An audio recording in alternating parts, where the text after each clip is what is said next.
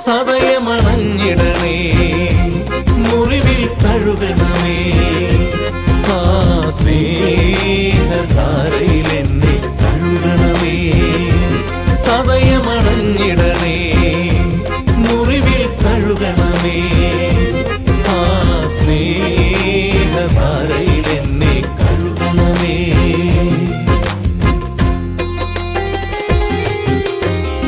പ്രിയപ്പെട്ടവരെ, നോമ്പുകാല സുവിശേഷ വിചിന്തനത്തിലേക്ക് ഏവർക്കും സ്വാഗതം.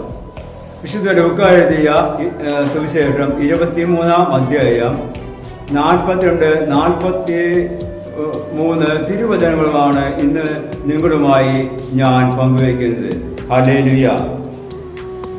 യേശു അവനോട് അരുളി ചെയ്തു, സത്യമായി ഞാൻ നിന്നോട് പറയുന്നു, നീ ഇന്ന് എന്നോടുകൂടെ പർദീസയിലായിരിക്കും. ഈ വചനങ്ങളിൽ നമുക്കൊന്ന് സഞ്ചരിച്ച് മുന്നോട്ട് പോകാം. കാരണം യേശു ക്രിസ്തു എന്ന ദൈവപുത്രനായ മിശിഹായെ ആ കുരിശിൽ തറച്ചിരിക്കുന്നു. ആ കുരിശിന്റെ ഒരു ഭാഗത്ത് ഒരു കള്ളനും മറുഭാഗത്ത് വേറൊരു കള്ളനെയും തറച്ചിരിക്കുകയാണ്. അങ്ങനെ ആയിരിക്കുന്ന ആ സമയത്ത് ഒരു കള്ളൻ കർത്താവായ ഈശോ മിശിഹായാണെന്ന് തിരിച്ചറിയാതെ അവൻ കുരിശിൽ കിടക്കുന്നവൻ രക്ഷകനാണെന്ന് മനസ്സിലാക്കാതെ അവനെ തള്ളിപ്പറയുകയും അവനെ നിഷേധിക്കുകയും അവനെ നിന്ദിക്കുകയും ചെയ്യുന്ന ഒരു കള്ളനെ നമുക്ക് അവിടെ കണ്ടെത്താൻ കഴിയും. അപ്പുറത്ത് ഒരു കള്ളനുണ്ട്.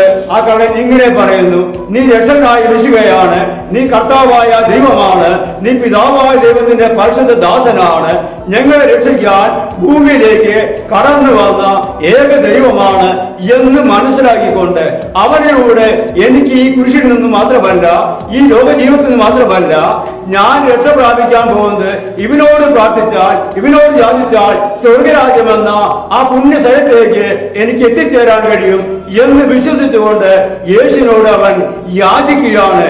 നീ സ്വർഗത്തിരുന്ന് ആയിരിക്കുമ്പോൾ എന്നെയും അവിടെ ഓർത്തുകൊണ്ട് അവിടേക്ക് നീ കൂട്ടിക്കൊണ്ടുപോകണമെന്ന് അവൻ ആ ഒരു വാക്കിൽ തന്നെ കർത്താവിനോട് സംസാരിക്കുന്ന വലിയൊരു മുഖം നമുക്കവിടെ കാണാം. അവന്റെ നേരത്തിൽ നിന്ന് ദൈവചിന്തകള് കടന്നു വന്ന ഒരു മനോഹരമായ സമയം. കാരണം അവൻ കുരിശിൽ കിടക്കുകയാണ്, വേദന അനുഭവിക്കുകയാണ്.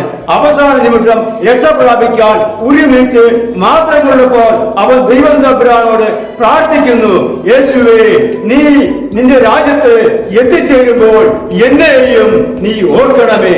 യേശു അവനോട് അരുളി ചെയ്യുന്നു, ഇന്ന് നീ എന്നോടുകൂടെ എന്റെ സ്ഥലത്ത് പറുദീസായിൽ ആയിരിക്കുമെന്ന ഒരു ഗ്യാരണ്ടി അവന് ദൈവം നൽകുകയാണ്.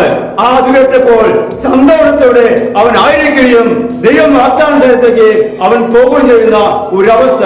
ഭൂമിയിൽ പ്രിയപ്പെട്ടവരെ, ഭൂമിയിൽ എത്ര കാലം ജീവിച്ചിരുന്നാലും ദൈവത്തെ അറിയുകയോ അനുഭവിക്കുകയോ സാധിക്കാതെ ദൈവത്തെ അവസാന നിമിഷം വരെ തള്ളിപ്പറയുന്ന നമ്മുടെ ജീവിതത്തിന് ആത്മാവ് ഏർപ്പെടുമ്പോൾ പോലും ദൈവത്തെ അംഗീകരിക്കാനോ അവനെ മനസ്സിലാക്കാനോ സാധിക്കാതെ തള്ളിപ്പറയുന്ന ഒരു വ്യക്തിയെ നാം കണ്ടുമുട്ടുന്നു.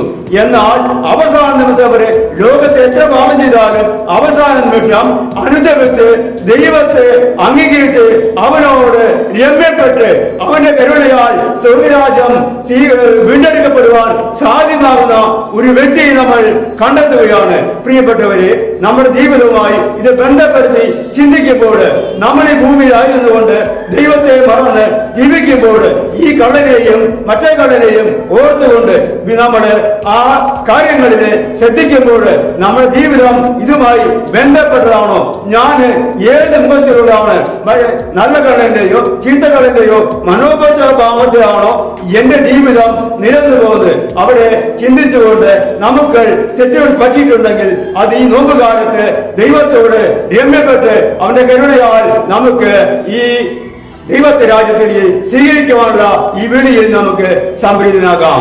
Praise the Lord.